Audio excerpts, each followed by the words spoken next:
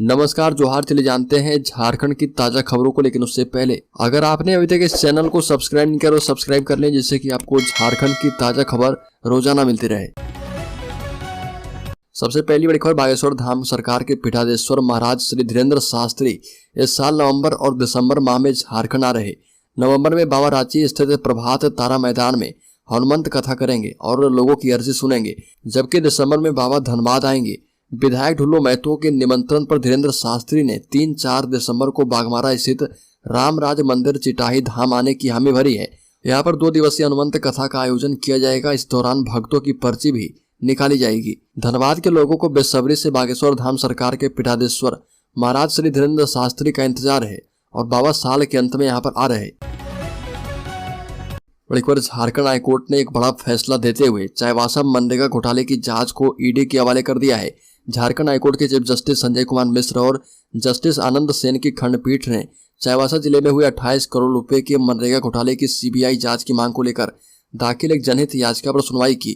Chief justice Sanjay Kumar Mishra और justice Anand Sen की खंडपीठ ने मामले की सुनवाई के दौरान दोनों पक्षों की दलीलों को बेहद गौर से सुना। इसके बाद अपना फैसला सुनाते हुए राज्य सरकार को निर्देशित किया कि मामले में दर्ज की गई अब तक की सारी एफआईआर की कॉपी ईडी को सौंपी जाए। ईडी इस मामले की जांच 1 माह में पूरी करे और छानबीन के बाद अगले एक्शन की जानकारी 31 सितंबर तक कोर्ट को सुपुर्द करे। मामले की अगली सुनवाई 31 सितंबर को निर्धारित कर दी गई है।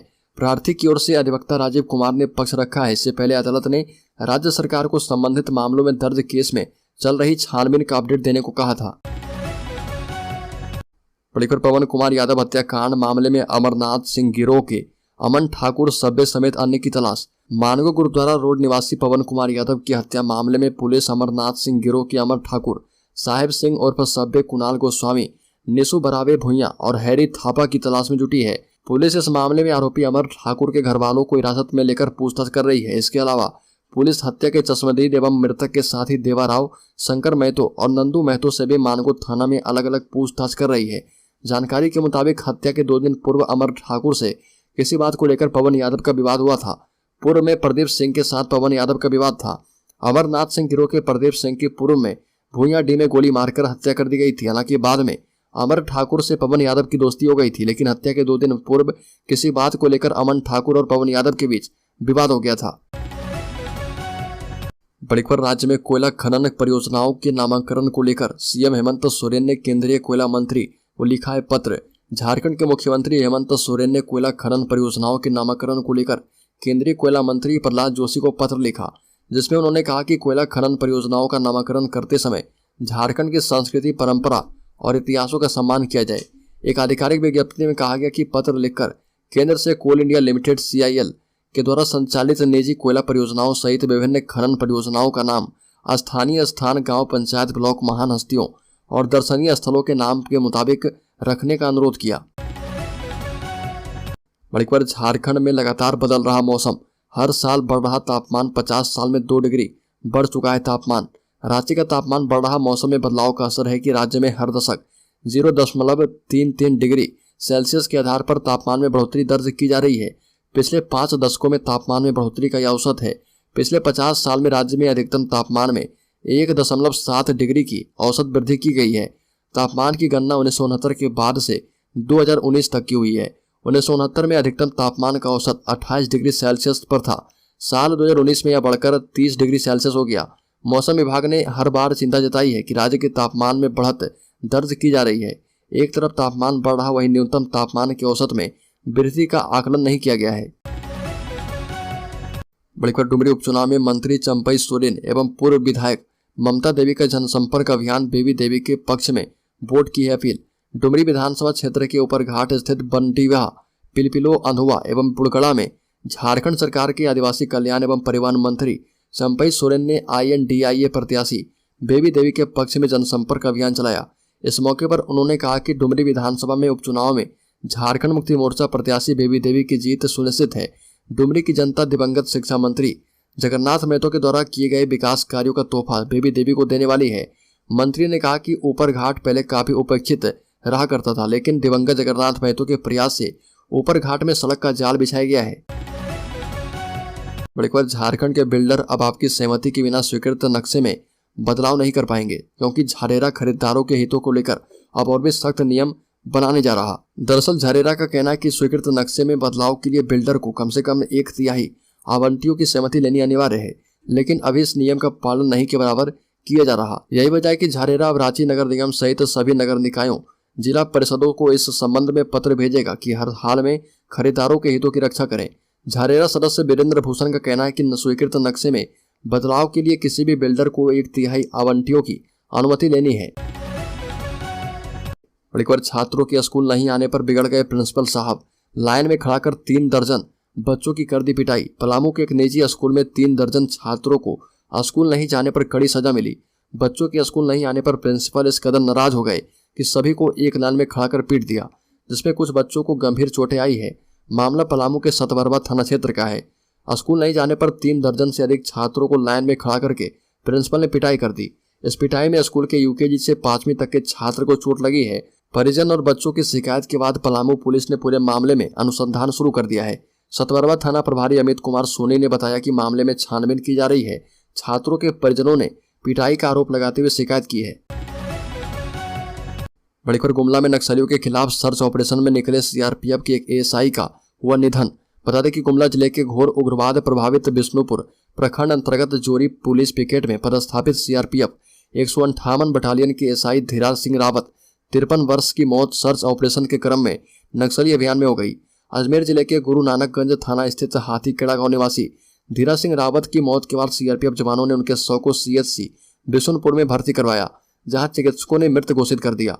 बिशुनपुर पुलिस को सूचना मिलने पर थानेदार द्वारा सीएचसी पहुंचकर शव को सदर अस्पताल गुमला भेज दिया गया, जहां चिकित्सक डॉक्टर अजय कुमार के द्वारा शव का पोस्टमार्टम करवाया गया।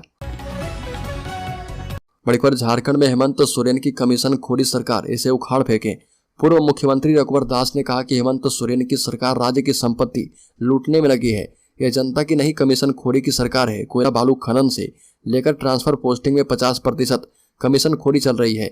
इसमें हेमंत सोरेन का परिवार खुद लिप्त है। हर जगह भ्रष्टाचार है, ऐसी सरकार को उखाड़ फेंके।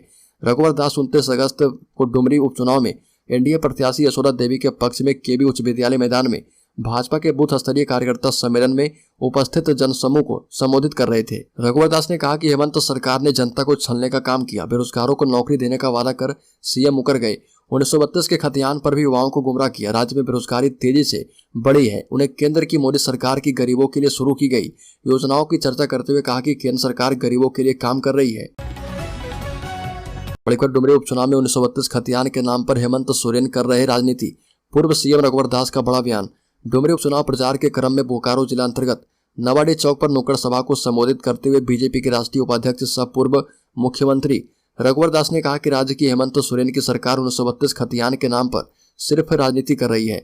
सदन में स्वयं मुख्यमंत्री ने कहा था कि 1932 के आधार पर स्थानीय नीति लागू नहीं हो सकती। अब बोल रहे हैं कि 2024 में डबल इंजन की सरकार बनेगी तो लागू करेंगे, जबकि संविधान ने यह राज्य को अधिकार दिया है कि राज्य को स्थानीय एवं नियोजन नीति लागू करने का अधिकार है। साथ ही कहा कि मैंने भी अपने कार्यकाल में 1985 का मापदंड तय कर स्थानीय नीति लागू की थी। रघुवर दास ने कहा कि तब तो मैं केंद्र को नहीं भेजा, तो फिर हेमंत सोरेन केंद्र का बहाना बनाकर जनता को सिर्फ बेवकूफ बना रहे। बड़ी खबर, राज्य में 95 लाख की साइबर ठगी का खुलासा, 40 लाख रुपए फ्रिज, सीआईडी ने 2 को किया अरेस्ट। झारखंड की राजधानी रांची में साइबर क्राइम से जुड़ी जानकारी देने के लिए प्रेस वार्ता का आयोजन किया गया। आयोजन सीआईडी ऑफिस के सभागार में की गई। सीआईडी के वरिष्ठ पदाधिकारी ने साइबर क्राइम से जुड़े मामलों की विस्तृत जानकारी प्रेस वार्ता के माध्यम से दी। संयुक्त प्रेस वार्ता को संबोधित करते हुए सीआईडी के वरिष्ठ पदाधिकारी ने पूरे मामले की विस्तृत जानकारी देते हुए बताया कि फेक कंपनी के नाम पर वादी से अभियुक्तों के द्वारा 95 लाख रुपए की ठगी की गई है। कार्रवाई करते हुए 40,74,103 रुपए फ्रीज कर दिए गए और दोनों अभियुक्त की गिरफ्तारी में भारतीय अपराध समन्वय केंद्र, गृह मंत्रालय भारत सरकार एवं साइबर पुलिस महाराष्ट्र औरंगाबाद एवं अमरावती पुलिस महाराष्ट्र के समन्वय स्थापित करते हुए ये गिरफ्तारियां की गई है। बड़ी खबर, डुमरी विधानसभा उपचुनाव को लेकर आजसू सुप्रीमो सुदेश महतो की चुनावी सभा तेज है। डुमरी के भरखर में चुनावी सभा को संबोधित करते हुए आजसू सुप्रीमो ने कहा कि मैंने 70 पंचायतों की यात्रा का संकल्प किया है। इस यात्रा का उद्देश्य सरकार के विकास की पोल खोलना है। चुनाव तो पहले भी हुए, लेकिन इस चुनाव का विशेष महत्व है। इसके परिणाम से सरकार पर फर्क पड़ेगा। यह उपचुनाव एक तूफान है जो सरकार को उखाड़ने का काम करेगा। यूपीए का नाम बदलकर INDIA बनाकर वोट मांग रहे। आजसू सुप्रीमो ने कहा कि हेमंत सरकार ने हर एक साल 5 लाख रोजगार देने की बात कही थी। बेरोजगारों को बेरोजगारी भत्ता देने का वादा किया था, 3 कमरों का मकान देने का वादा किया था। सरकार के वादे कहाँ हैं? बड़ी खबर, घाघीडीह सेंट्रल जेल में शिफ्ट किया जाएगा आतंकी अब्दुल रहमान कटकी। जमशेदपुर की अपर जिला एवं सत्र न्यायाधीश 2 के न्यायालय में सामी के साथ ही कटकी को भी प्रोडक्शन वारंट पर पेश किया गया था। तमाम प्रक्रिया के बाद न्यायालय ने उसे जमशेदपुर के घाघीडीह सेंट्रल जेल में भेजने का आदेश दिया है। इसी तरह का आदेश अब्दुल रहमान कटकी के बारे में जारी किया गया है। अब उसे जमशेदपुर लाने की प्रक्रिया की जा रही है। अब्दुल सामी के सहयोगी ओडिशा निवासी अब्दुल रहमान कटकी को भी न्यायालय ने प्रोडक्शन वारंट पर जमशेदपुर न्यायालय में पेश करने का आदेश दिल्ली पुलिस को दिया है। अब्दुल रहमान कटकी के अधिवक्ता दिलीप कुमार महतो ने बताया कि दोनों समेत अन्य आरोपियों के विरुद्ध जमशेदपुर न्यायालय में सुनवाई चल रही है। बड़ी खबर, झारखंड के रजरप्पा में मिला कोयले का अकूत भंडार, 5 वर्षों तक होगा उत्पादन।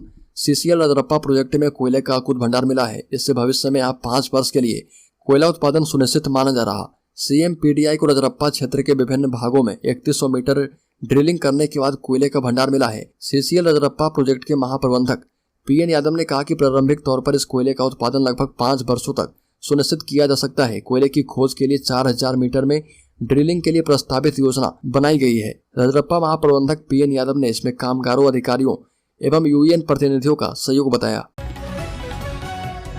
बड़ी खबर, प्रिंस खान के नाम पर घराना ज्वेलर्स के 50 लाख की रंगदारी, कारोबारी को मारी गोली। प्रिंस खान के नाम पर घराना ज्वेलर्स के मालिक पुरुषोत्तम कुमार से 50 लाख रुपए की रंगदारी मांगी गई थी। इन दिनों बैंक मोड़, पुराना बाजार, भोली मोड़, नया बाजार सहित शहर के कई छोटे बड़े कारोबारियों को व्हाट्सएप कॉल और मैसेज भेजकर प्रिंस खान ने रंगदारी मांगी है। पुलिस को भी बार बार सूचना दी जा चुकी है, लेकिन पुलिस की ओर से कोई ठोस कार्रवाई नहीं की जा रही है। पुलिस की सुस्ती से व्यवसायियों में काफी आक्रोश है। कारोबारी अब आंदोलन के मूड में नजर आ रहे हैं। प्रिंस खान से जुड़े लड़के लगातार जेल जाते रहे। जिस गति से पुलिस लोगों को जेल भेजती है, उसी गति से फिर प्रिंस खान रुपए का लालच देकर नए लड़कों को खड़ा कर देती है। पुलिस मान रही कि 12 अगस्त की रात बैंक मोड़ सलूजा मोटर्स में फायरिंग करने वालों ने ही इस घटना को अंजाम दिया है। बड़ी खबर, रांची के पंडरा इलाके में उस समय हंगामे की स्थिति बन गई जब स्थानीय लोगों ने साधु के भेष में भिक्षा मांग रहे 3 लोगों को पकड़ लिया। स्थानीय लोगों का कहना है कि ये लोग साधु का भेष इलाके के घरों की रेकी कर रहे और इस बात की जानकारी पुलिस को दी गई। पुलिस मौके पर पहुंची और तीनों को थाने ले गई। फिलहाल उससे पूछताछ की जा रही है। लोगों ने बताया कि शक होने के बाद उनसे आधार कार्ड मांगा गया। उक्त 3 साधुओं पर बढ़ते शक को दूर करने के लिए लोगों ने उनसे गायत्री मंत्र सुनाने को कहा, पर इनमें से कोई भी नहीं सुना पाया। इसके बाद लोगों का शक और भी बढ़ गया। यह मामला पंडरा ओपी क्षेत्र के काजू बागान मोहल्ले की है। जिन 3 लोगों को पुलिस ने अरेस्ट किया है, उनमें से एक का नाम रोहित, दूसरे का अरुण और तीसरे का सन्नी कुमार है।